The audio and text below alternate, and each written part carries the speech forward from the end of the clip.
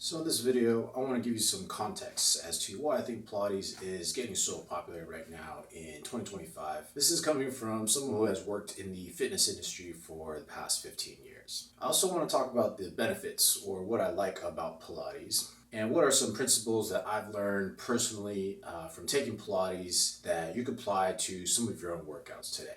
Now, if you were to ask me right now in 2025, we are either entering or we are in the golden age of Pilates, it seems. Even though Pilates has been around for a very, very long time. Even now, my local LA Fitness is converting one of their racquetball rooms into a Pilates studio, so it seems to me like Pilates has gone mainstream.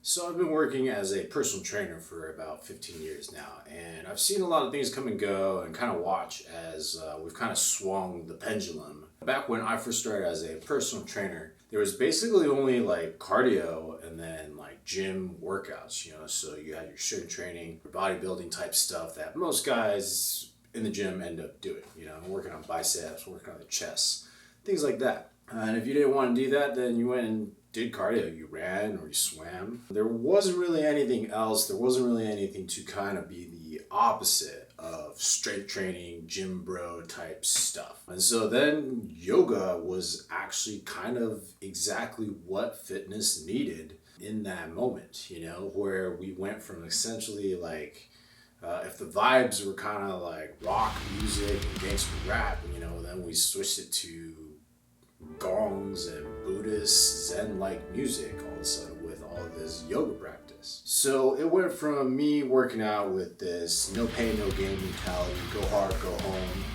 type of mentality to all of a sudden embracing yoga.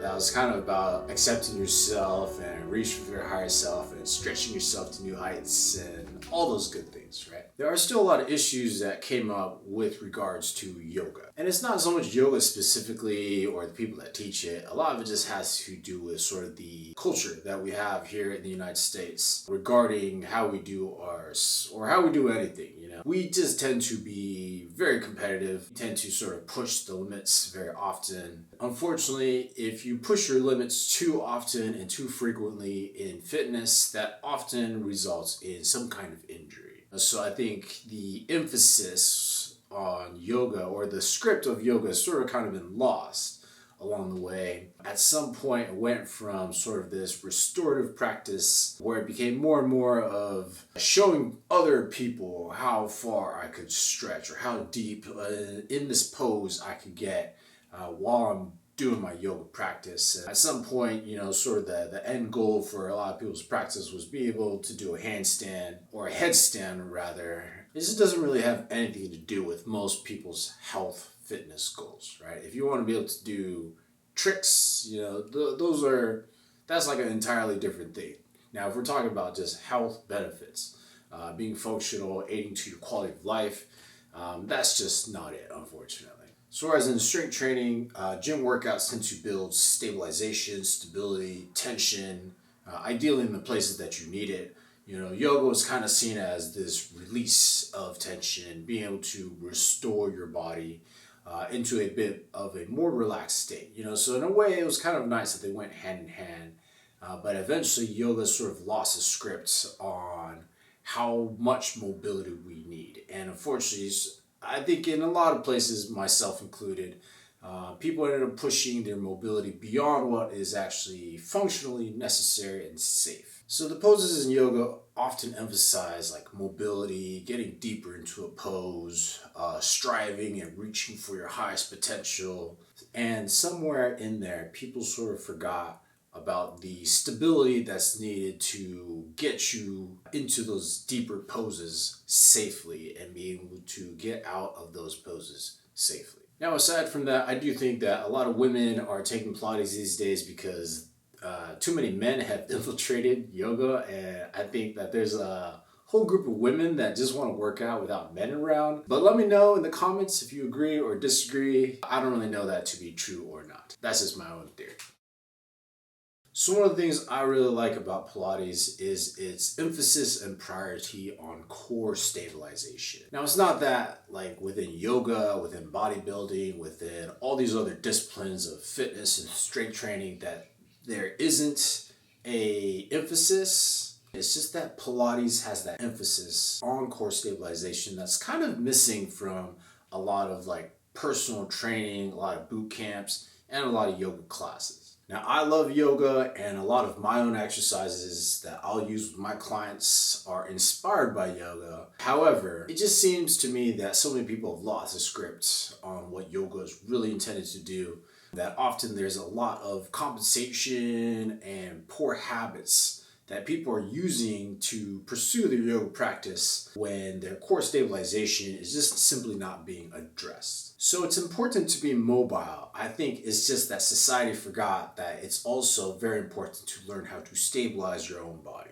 Now, the way that Pilates is generally taught today, I do find it to be a lot more balanced in terms of the priorities and the emphasis of their workouts, challenging people's core and their ability to stabilize their core. Again, that's just me being biased as a trainer because I do really believe in the foundational importance of developing your core stabilization and strength. Now, even within training, I think there's just tends to be a expectation that with the trainer, you're going to be moving a lot more. You're not going to be working on these smaller core movements. And so I find that some clients, even with me, have a hard time understanding why they need to spend so much time training their core when really the core is everything.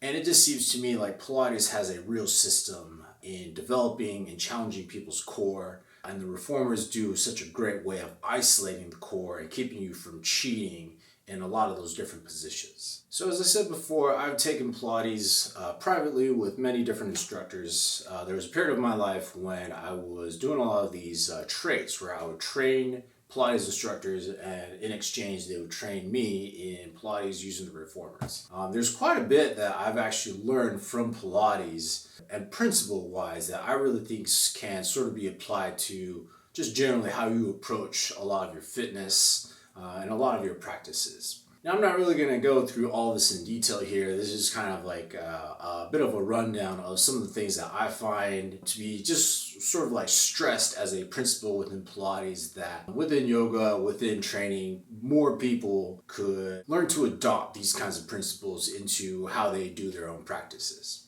So there's just an overall emphasis on how you tighten up your core when you're breathing and how you should engage with those exercises. There's also the concentration component on how well are you thinking about your body and trying to strengthen that mind-body connection.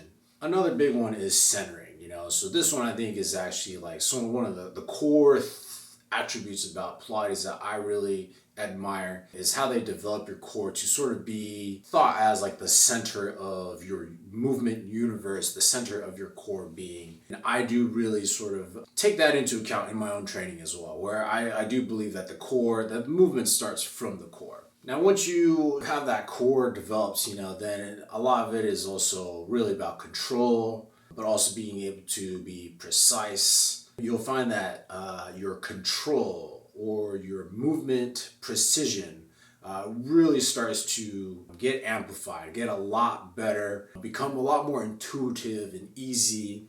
And then that's where you get like the flow aspect, So really none of these things I think are exclusive to Pilates. It's just that Pilates sort of has packaged all these principles in a manner where I think is just generally good for most people. So as I mentioned before, I've done a lot of Pilates with private instructors before. My wife is currently doing Pilates and she's been doing it for about a year now. She did have scoliosis going into it and now she's moving a lot better, which actually makes her a lot more motivated to go backpacking, go biking. There's a whole lot more activities that she's interested in doing now that doesn't hurt and is not uncomfortable for her because her core is so much stronger. And so if you're on the fence about it, I do think that you should really consider Pilates at some point. Or at least find a trainer that's going to be able to focus on your core, work on stabilization, because I really think that is sort of the foundation of what is the most important thing here to focus on for most people, especially if you're just starting and getting into working out. But that's it for the video. Thanks for watching. Let me know if you got any questions down in the comments below. Until next time, take care.